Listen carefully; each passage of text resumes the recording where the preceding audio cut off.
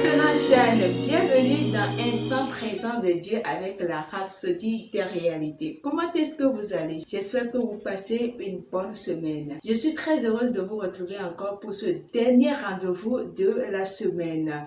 Aujourd'hui, c'est vendredi et nous avons un thème vraiment qui va booster notre mentalité, notre compréhension sur ce qu'est la foi. Et donc, le thème d'aujourd'hui est intitulé « Accroître votre foi ».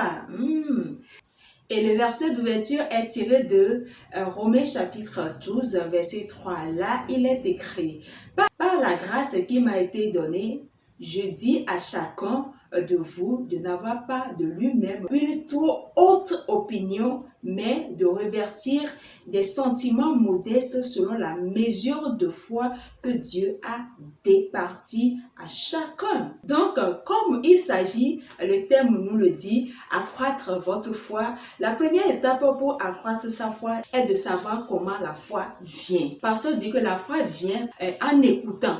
Tous nous le savons, comme la Bible nous l'a instruit dans Romains chapitre 10, verset 17, que ainsi la foi vient de ce qu'on entend et ce qu'on entend vient de la parole du Christ.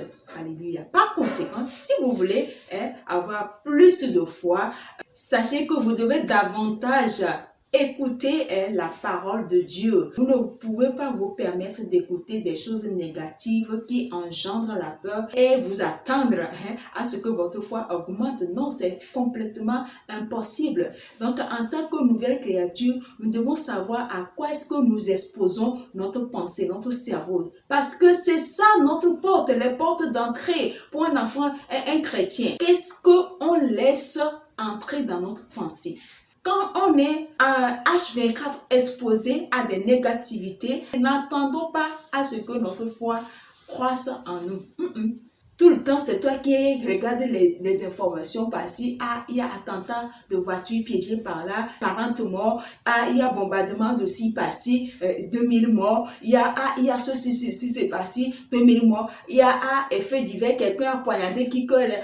Toute la journée, tu enregistres ça, tu emmagasines, tu écoutes ces choses-là. Ça forge ton mental. Si tu as quelqu'un qui n'est pas mentalement fort, qui développe ce sentiment de peur là en toi, moindre chose tu as peur. Limite, tu n'as plus confiance en toi. Tu es là, tu te dis, avec tout ce qui c'est, où va le monde? Tu commences par te plaindre, comme les gens du monde. N'attends pas ce que ta foi grandisse. Ce qui va faire que quand tu seras confronté à une difficulté, à un problème, à un défi, au lieu de manifester ou d'exprimer la foi, qu'est-ce que tu vas exprimer? C'est la peur. Tu vas commencer par te lamenter. Oh, je ne sais pas. Oh, j'ai peur. Alors que c'est des langages que Dieu n'aime pas entendre. C'est des langages qui tuent la foi en soi.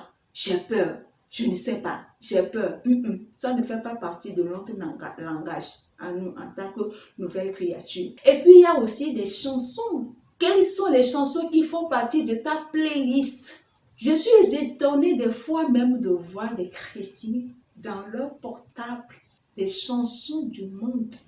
On va te dire, on ne chante rien de méchant, il n'y a rien de méchant là-dedans, on chante l'amour. C'est de quel amour on parle? Tu n'as pas besoin de l'amour, tu as déjà Dieu, tu as déjà nouvelle créature. Ta nature, c'est l'amour, c'est toi qui exprimes l'amour. Tu n'as pas besoin que quelqu'un te chante l'amour. À moins que c'est un chant gospel qui loue, qui chante l'amour de Dieu. Là, je peux comprendre. Ça me désole des fois. Quand tu vas parler, on va penser que toi, tu es d'une autre époque. Un enfant de Dieu ne peut pas avoir une chanson autre que des chansons gospel dans son portable, dans sa maison, dans son véhicule, dans je ne sais pas quoi. Parce que ce à quoi tu es en contact, ce que tu écoutes comme chanson, comme parole, comme message, c'est ça qui forge ta foi. Soit on est enfant de Dieu ou bien on ne l'est pas. Un enfant de Dieu, il a une mentalité, il a une manière de penser, il a une manière de parler.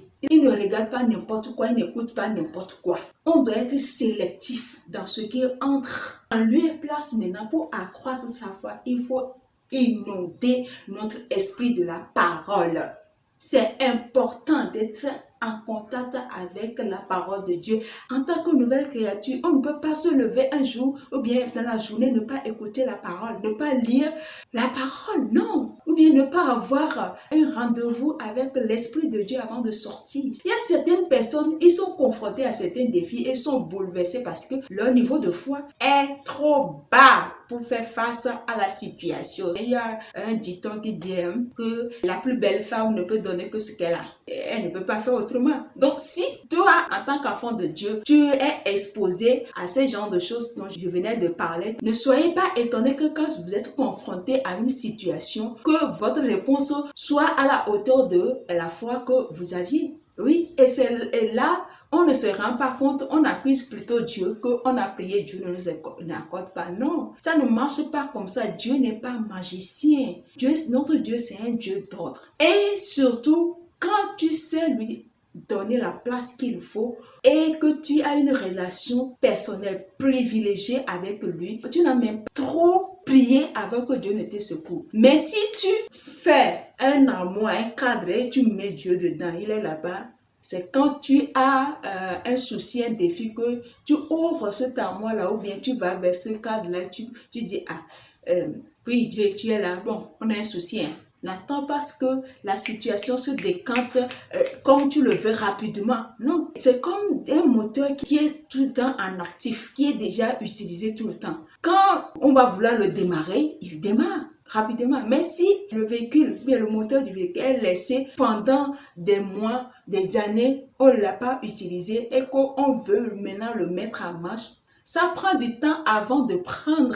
C'est comme cela notre foi. Si on ne l'active pas tout le temps, si on ne l'utilise pas, on ne la met pas à l'œuvre tout le temps, ça ne peut pas produire de résultats quand nous sommes face à des défis ou bien nous sommes confrontés à des défis. Et donc, Pasteur dit, la bonne nouvelle, c'est qu'il est possible d'avoir assez de foi, mais cette foi peut être faible. Il y a certains chrétiens, ils sont vraiment imbibés de la parole, ils connaissent la parole, ils lisent la parole, mais leur foi est faible parce qu'ils n'exercent pas leur foi. La foi, c'est comme, si je prends par exemple une matière comme la mathématique, pour pouvoir la faire, on dit il faut t'exercer. Il faut, après le cours ou bien après l'exercice, faire en classe. Quand tu reviens à la maison, il faut refaire ça, il faut réappliquer ça. Toi-même, pose le problème et essaie de résoudre, de répondre, de trouver ces équations-là. C'est comme cela que tu t'habitues, tu t'exerces et quand le jour de l'examen, on apporte les épreuves, tu es capable de vite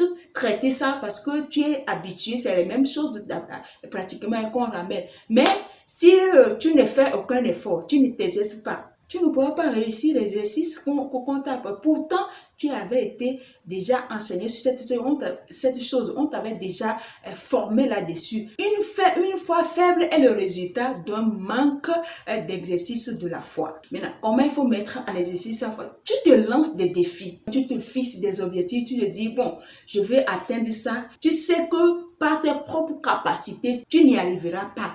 Tu ne peux jamais l'avoir.